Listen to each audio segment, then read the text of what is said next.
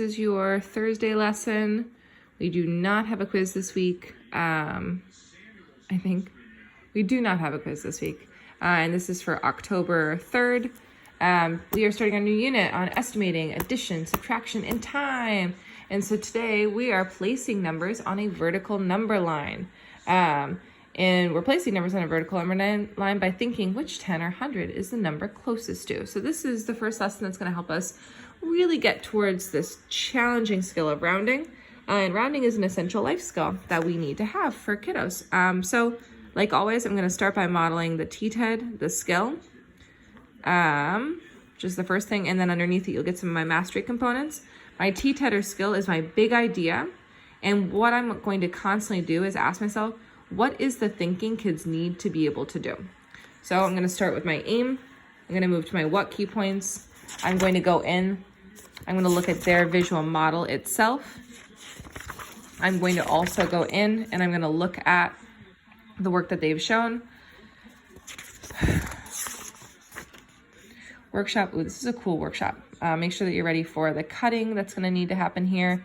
And then kids actually get to place numbers on a number line. This is really cool. So you could actually make this into a bingo or whoever like tackles the chart first. It's like 52. Where does 52 go?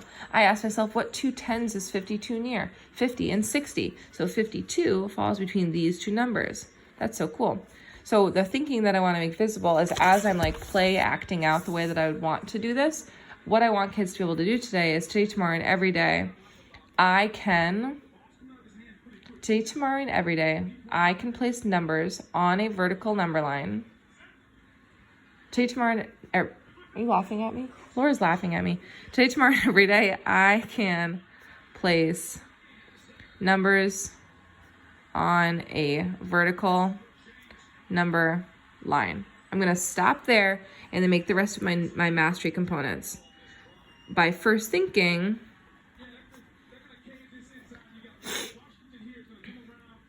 what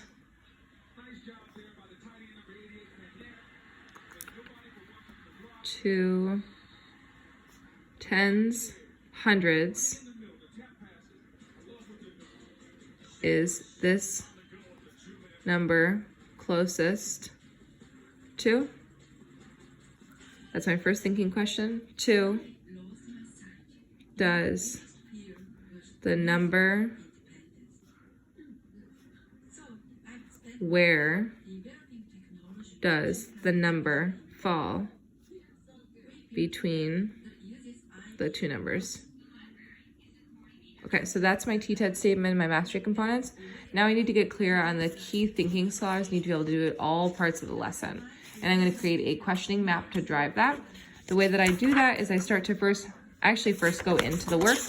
Today you have to read the lesson to be able to go into the work because it's just a sheet of numbers. So I'm going to model the thinking that I do in the IP because it's a little bit more visible.